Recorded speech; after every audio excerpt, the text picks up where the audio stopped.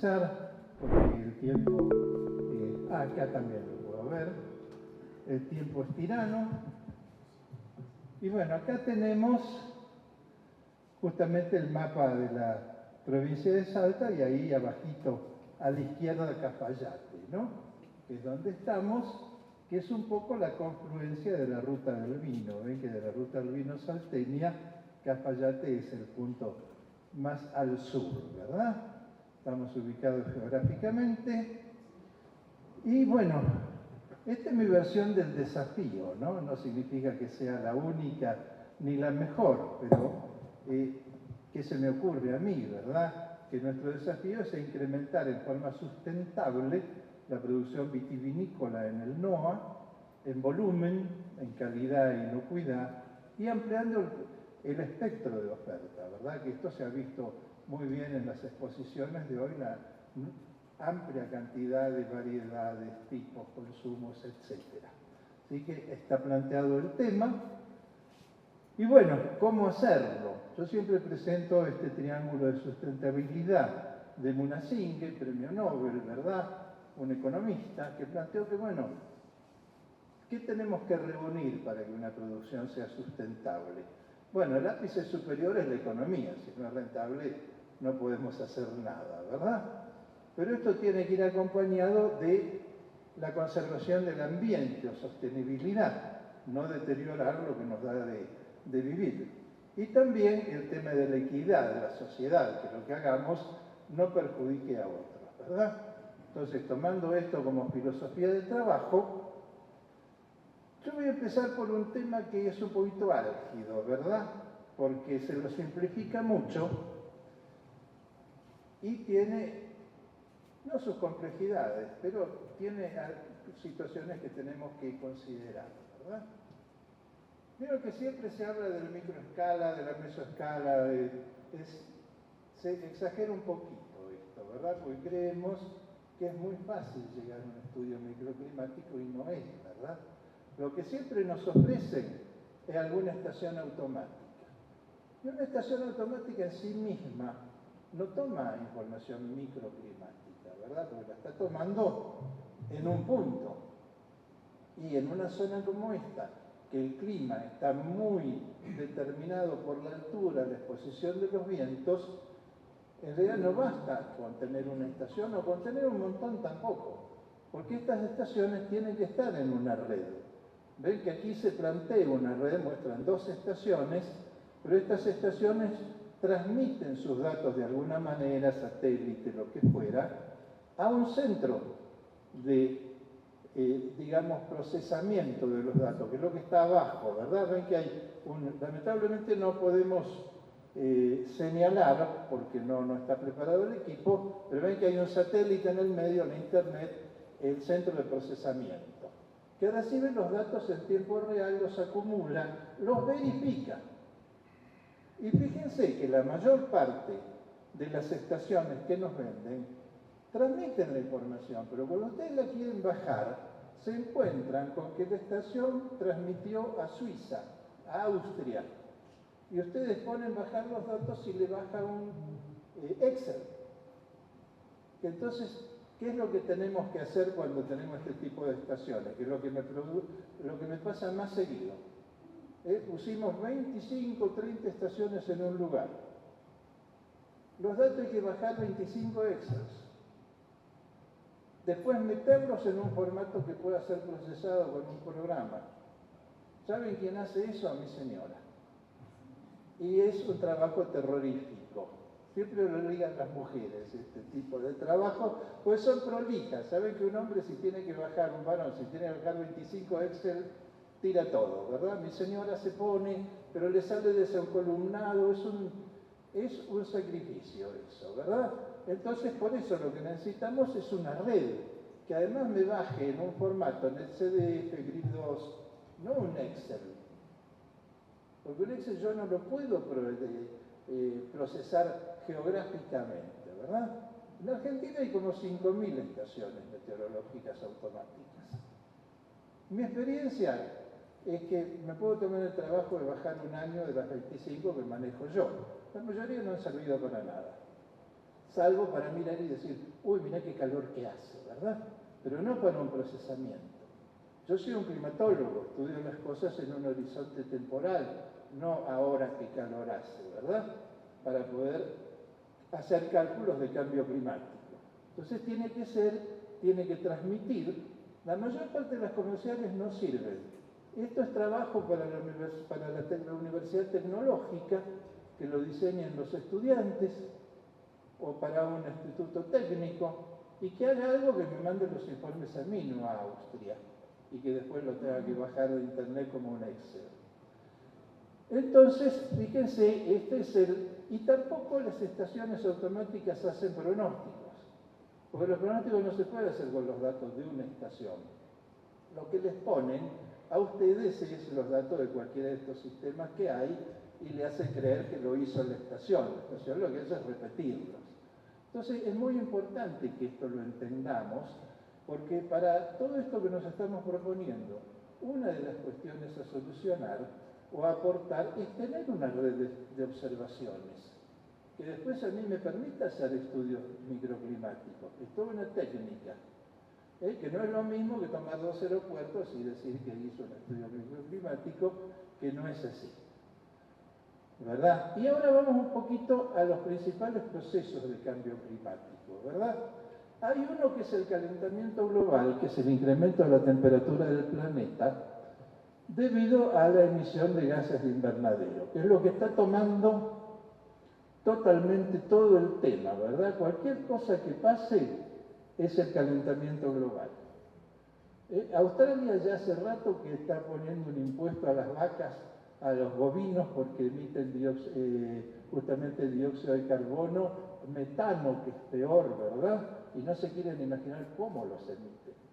Es realmente espantoso.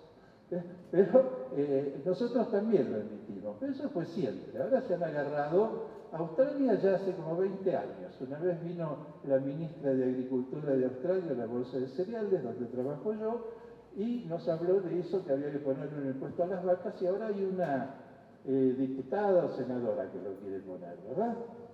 Que bueno, hace bambolla, ¿no? Se diferencia, miren esos bovinos terribles que emiten metano.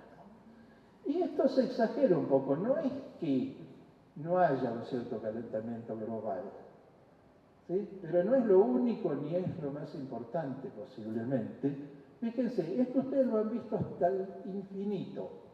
¿Qué es? ¿Cómo ha venido aumentando la anomalía de temperatura del planeta? ¿Ven? Desde 1880. Ven que hay una línea cero, que es el promedio de cada lugar del mundo. Para el mundo es más o menos 15 grados de promedio anual. Fíjense, por ejemplo, a 1860. Ven que teníamos una anomalía de 4 décimas bajo cero. Bajo el cero, no bajo cero, bajo el promedio. Fíjense en 1910. Ven que probablemente fue casi el momento más frío que dio Pablo Sierra aquí en el Río de la Plata. ¿Por qué? Pues mi abuelo trabajaba en las minas de coque en Asturias, no había trabajo, no había comida, nada. Vino a la Argentina a ver si se comía, cosa que efectivamente ocurría. Ahí se alcanzó probablemente lo más frío. Ahí empezó a aumentar la temperatura y no fue por el dióxido de carbono. Simplemente porque estábamos saliendo de un proceso que se llamó pequeña edad de hielo, que venía del 1300. Y luego ven que aumenta. Y vean los años 1940, plena guerra mundial. Ven que hay unos años cálidos. Y si hubo unos años cálidos, ¿por qué dicen que a los ejércitos de Hitler los venció el invierno ruso? Yo siempre les dejo un minutito para que lo piensen. Esta técnica se llama mayéutica, que es hacer pensar a la persona que uno le habla. Lo usaba Sócrates. ¿Por qué? No es una contradicción. ¿Cuántas películas sobre Stalingrad, Leningrad vieron ustedes que los pobres alemanes andaban ateridos? ¿Saben por qué en esos años nos marcan cálidos? Porque como era la guerra no se podía hacer la observación de la noche. Y fíjense qué poco en realidad que saben de clima los que hacen ese gráfico, que lo ponen como si hubiera sido un periodo cálido. Esto lo digo, miren eso y fíjense hasta qué punto yo le puedo creer, ¿verdad? Es relativo, lo están usando porque con esto se controla mucho. Inclusive podemos perjudicar a la viticultura salteña. Y a la ganadería argentina sin duda. Después vienen unos años bastante fríos que hacen caer la Unión Soviética, eso es cierto, y a partir de 1980 hay un periodo cálido, bastante bueno, porque todos los especialistas decimos, miren que a partir de 1980 no volvió a haber grandes hambrunas. La tecnología es cierta, pero tampoco hubo años desastrosos, como fueron los años 40-41. Les dejo pensando esto, ¿verdad? Y miren otra cosa, porque la mayor parte de los termómetros están en aeropuertos que están cerca de ciudades. Miren la isla del calor de Nueva York. ¿Ven? Esta es una foto infrarroja, esto es una foto aérea, no el satélite, hace unos cuantos años. ¿Ven? Digamos, el foco de calor de Nueva York tiene entre 3 y 4 grados más de temperatura que el entorno. Ven que dice Long Island Sound y ven que Long Island está con menos temperatura. Y hay otros poquitos, que ahí es donde viven no los millonarios, sino los empleados de los millonarios. Entonces, ahí, ¿por qué viven? En casas chiquitas que consumen mucha energía en poco espacio. Ustedes seguramente alguna vez entraron a Buenos Aires de noche, a la ciudad de Buenos Aires. ¿Vieron lo que es la isla de calor de Buenos Aires? Es terrorífica, ¿verdad? Entonces yo pongo un termómetro ahí, ¿no me va a dar más? Obvio. Bueno, dicho esto, entremos a otro factor. El cambio climático hay en muchos aspectos. Y hay desde que Dios creó el mundo. De hecho, el relato del Génesis es que Dios cambió el clima, porque a lo que era el caos, el mundo, el universo desorganizado, lo hace funcionar, crea la luz, Fiat Lux. No es una marca de autos y de jabones, es hágase la luz, Fiat Lux. Y yo les voy a mostrar una que hace mucho a lo nuestro, a nuestro continente, al cono sur, que es el tema de la oscilación antártica. Porque a nosotros nos controla mucho la fuerza que tenga el polo sur. Alrededor del polo sur siempre hay lo que llama un vórtice, algo que da vueltas, que son los vientos polares, que tienen 150, 200, 300 kilómetros por hora, es el área con más viento del planeta, que vienen del oeste, dan la vuelta al polo. ¿Y qué ocurre? Ven que dice SAM, que es la oscilación antártica, fase positiva. El vórtice polar está contraído, no llega tanto a Sudamérica.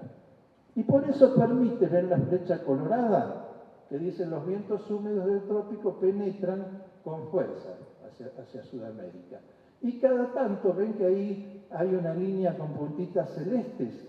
Ese es el frente polar, o sea, el pampero, lo que a nosotros nos llega como pampero en la región pampeana, y a ustedes les llega también, es lo que le pega el empujoncito para que llueva, aunque el régimen de lluvias de aquí no es de latitudes medias. Bueno, ahí eso, por ejemplo, fue más o menos 1976-2007. Es una fase positiva. Buenas lluvias, inviernos no tan fríos, veranos no tan cálidos. ¿Por qué se calienta el verano cuando no llega bien la humedad? Porque los suelos están secos. ¿En qué estamos ahora desde 2007? ¿Ven la fase negativa?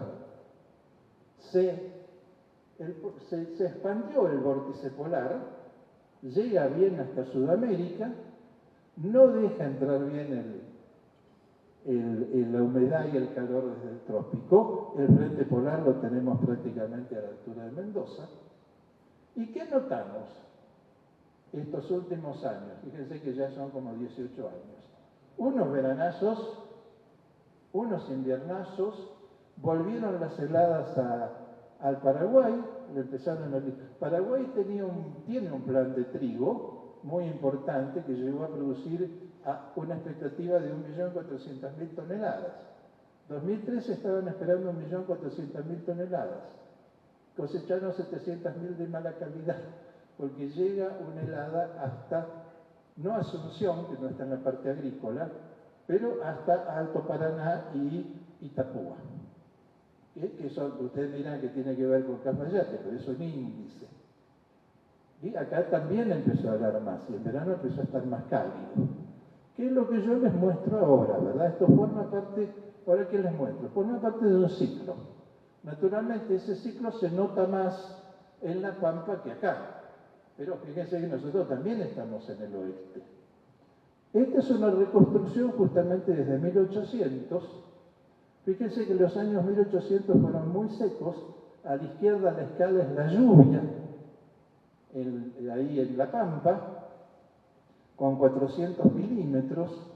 Fíjense cómo lo ayudó a San Martín esto. Pues San Martín se pasó la cordillera, que últimamente ha habido años que no hubiera pasado. En la década del 90, 2000, hubo tormentas del mes. ¿Se acuerdan que salió en febrero del momento más cálido? Porque si lo agarraba una tormenta allá arriba, estábamos con la bandera del rey de aquí, afuera, ¿no? Y hablando con acento español. Ahí, periodo muy seco que venía del 1350. Llegamos a un primer máximo sobre 1900, ¿verdad? Que, como coincide con la conquista del desierto, permite expandirse la agricultura. En 1928, más o menos 30, cae la lluvia. Ven que primero hay una línea de puntitos, porque son estimaciones. Inclusive muchos los testimonios históricos. San Martín llega, Napoleón pierde la guerra de invierno en 1812, años fríos en todo el mundo. Llegamos a un primer máximo.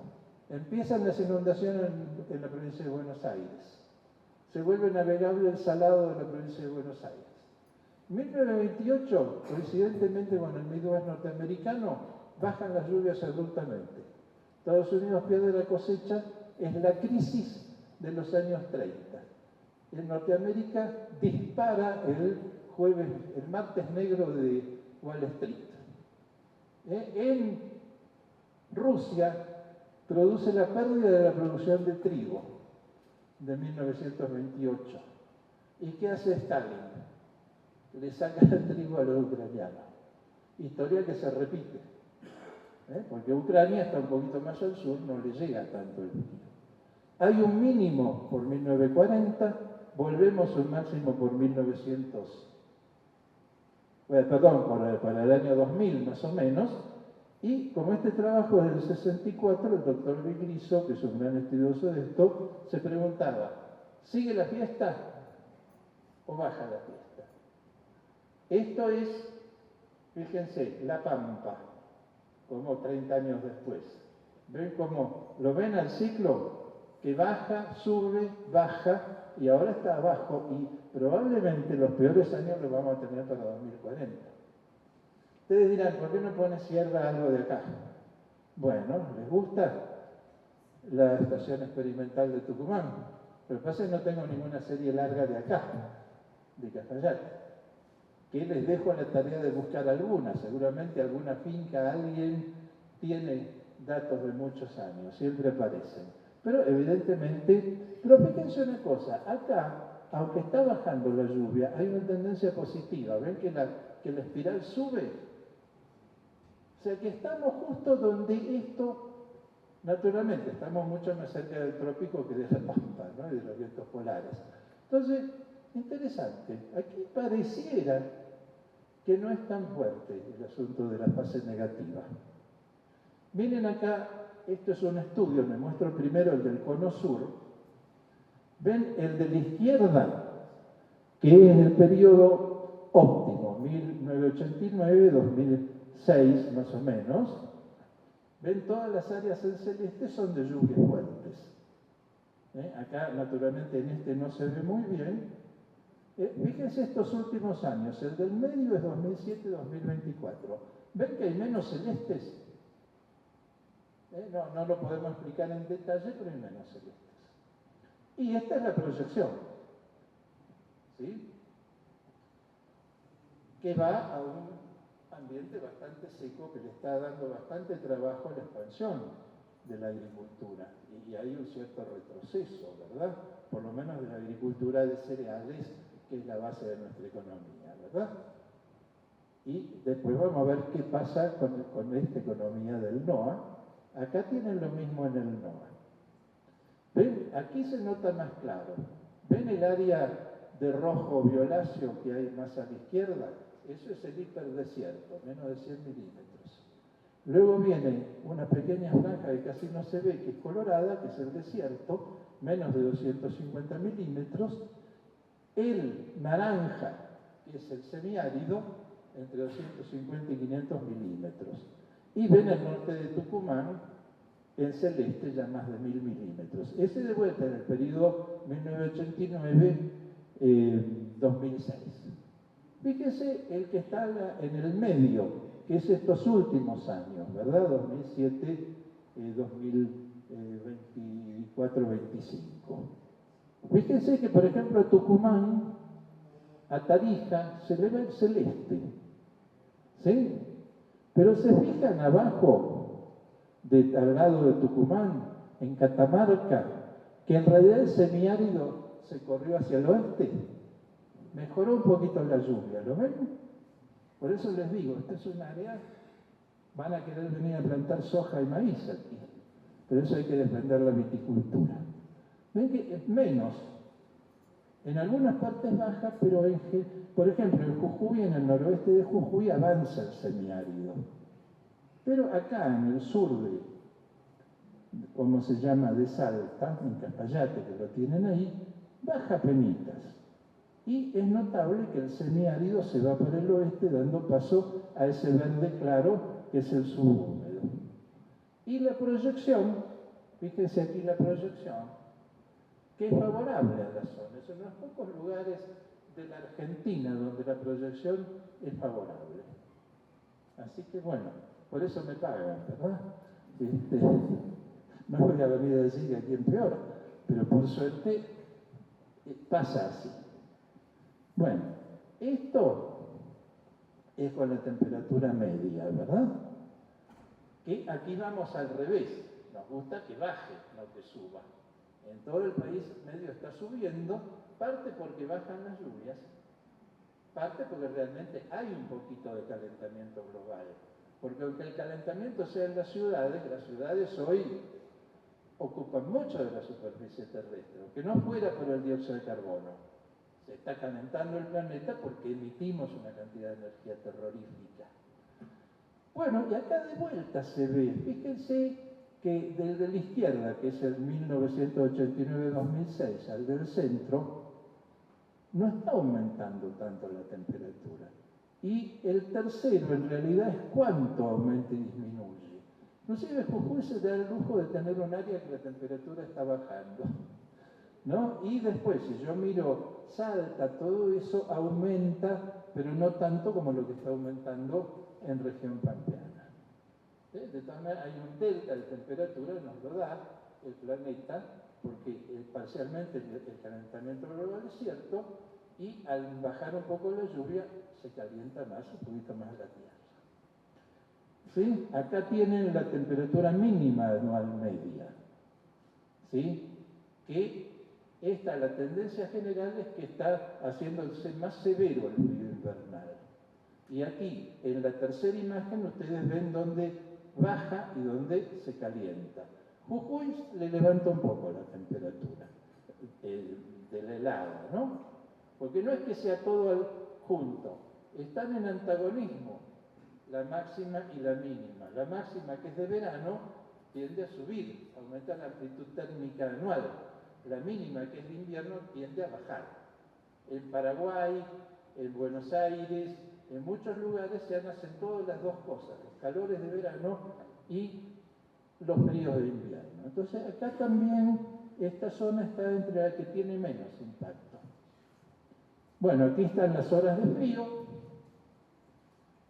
que, fíjense, la izquierda es el primer periodo. El medio es el actual periodo, perdimos un poquitito de horas de frío, pero fíjense el delta, lo que cambió, ¿verdad? Fíjense que hay el verde, todo lo que es de azul, de verde a azul, es que hay un poquito más de horas de frío. Y donde están los colores cálidos que se perdieron algunas horas de frío. Y tampoco acá es donde es más sensible esto. Es una de las zonas que está resistiendo mejor el cambio climático. Bueno, y esto es el índice de frescor nocturno. Yo les cuento, por eso yo empecé hablando de la escala que vamos a trabajar. No tengo información para hacer un estudio microclimático que se vea cada puntito. Para eso tendríamos que armar una red de observaciones. Pero dar una idea sí, ¿verdad? Y evidentemente está subiendo un poco la temperatura, que es el cuadro el tercer cuadro empezando a la izquierda, pero estamos en el amarillito, que es el cambio más suave que puede haber. Y hay áreas que baja la temperatura. Esto es la temperatura nocturna media del mes de marzo. ¿Sí? Y estamos yendo hacia un ambiente que sigue siendo favorable. De manera que acá tenemos mucho para mejorar, para expandir la producción, mientras que ustedes se van a La Pampa, está retrocediendo, Buenos Aires está retrocediendo, estamos encontrando el límite de esa agricultura y ganadería extensivas que ha sido siempre la economía del país y hoy lo es, ¿verdad? Y está justamente a ustedes le deja un margen de crecimiento muy interesante. Bueno, y dentro de eso, ¿cómo estamos de tiempo, moderador? 7 minutos. Me quedan 7 minutos. Entonces, bueno, esto lo podemos pasar rápido. Esto es el ambiente de la niña, ¿sí? Que también hay cambios. No se los voy a mostrar en detalle porque el tiempo nos corre, pero esto es uno de los lugares donde se nota menos ese cambio, ¿no? Recuerden la niña cuando se enfría el Pacífico. Vamos a pasarlos mejor. El niño cuando se calienta el Pacífico, también es uno de los lugares que esto se nota menos. Y, bueno, pasémoslo yo hice todo y venimos a terminar acá, ¿verdad? En la presentación que yo dejé pueden ver esos detalles que ahora no podemos explicarlos. Y bueno, ¿cómo seguimos? Yo pregunto. Desde el punto de vista climático, sería muy interesante llegar a tener una red de observaciones. Para cualquier cosa que podamos afinar, necesitamos una red, que no es lo mismo que comprar 800 estaciones meteorológicas automáticas no conectadas entre sí mismas. Acá necesitaríamos por ahí 10 en los lugares más representativos, no necesitamos 85. Pero que no tenga yo que bajar, o mi señora, un Excel. Se los pido por favor, porque es tremendo eso. Bueno, y finalmente, ¿qué podría pasar ahora estos meses que quedan? Ahora estamos en una La Niña. En esta zona, ¿sí? Veamos, fíjense, ven a la izquierda que el mapamundi está lleno de naranjas. Eso es más temperatura que lo normal. En marzo estábamos en un El Niño, que fue lo que dio todas esas inundaciones de Buenos Aires, el temporal de Bahía Blanca. Pero se ha ido enfriando. Hoy estamos en La Niña, ¿ven? Que se viene acentuando, se viene afirmando. Por eso es ahora que se está notando esto, ¿no? Hubo un temporal la semana pasada, hubo granizo, sobre todo en la zona tabacalera, y si vemos ese enfriamiento, ¿qué podemos pensar? Y vamos a una La Niña. Es buenas lluvias, pero también que tenemos que tener, está justo para las granizadas. Entonces, yo me temo que va a seguir eso, ¿no? Y que si tomamos de aquí al mes de junio, ven que esto ya no es un momento, no es una foto de un momento, sino la evolución acá en el Pacífico, ¿verdad? En la parte celeste que está al oeste de Sudamérica. Fíjense, ahí en la escala vertical que está a la izquierda, que dice relative, bueno, no voy a leer, es el niño 3.4, donde se toma la anomalía de temperatura del Pacífico. Ven que venimos desde junio, estamos en menos 0,4, que es el rango neutral frío. O sea, hace rato estamos en frío. Si llegáramos a más 0,8, que es la zona rosa, es el Niño. Y si bajáramos de menos 0,8, estaríamos en la Niña. Hoy estamos en una Niña ahí de borde, ¿sí? O sea que estaríamos en lluvias un poco sobre lo normal, pero con todo el cóctel climático que hay, probablemente el tema tormentas este año viene fiero, todas partes. Como hay un reacomodamiento del clima con estos cambios, no tenemos una gran precisión ahora, por eso yo lo doy como riesgo, ¿sí? No como certidumbre, pero estamos con un riesgo grande. Ahora el 8 nos vamos a poner a prueba, ¿no? El Día de la Virgen, de que empiece a haber lluvias muy abundantes y tormentas. Eso va a durar, fíjense, enero, febrero vamos a seguir en la Niña. Y después se calienta. ¿Ven? Que ahí está la duda. ¿Cómo estaremos en marzo? Maduración, cosecha. ¿Quieren fuertes tormentas y muchas lluvias? Ah, pero los de la Jita sí. ¿A quién le damos el gusto? Eso lo decía San Pedro, ¿verdad? Pero lo que no está diciendo eso. Y es preocupante. A las Jitas le puede cortar la lluvia cuando más la necesitan. Ah, porque vamos más hacia lo cálido, ¿ven? Que sube. Y acá, un marzo dentro de lo normal y un abril dentro de lo normal, colijo que es lo mejor para la cosecha, ¿verdad? La última palabra siempre la tiene San Pedro, porque estamos en un ambiente muy cambiante. Pero bueno, esto es lo último que yo... Tengo todos los gráficos, pero no nos va a dar el tiempo, ¿verdad? Pero cuando esto lo publiquen va a estar, si ustedes quieren verlo. Así que bueno, con esto nos despedimos, un cambio en 2 palabras, un cambio climático para la zona leve a positivo directamente, levemente negativo a levemente positivo, contrariamente a gran parte del área agrícola del país, y esta temporada una Niña que probablemente ahora nos traiga buenas lluvias, llene los reservorios, que eso ya fue otro tema de charla, pero que nos traiga alguna granizada ahora diciembre sobre todo, después enero y febrero, y que se tranquilice para marzo-abril para la cosecha. Bueno, un gusto estar con ustedes.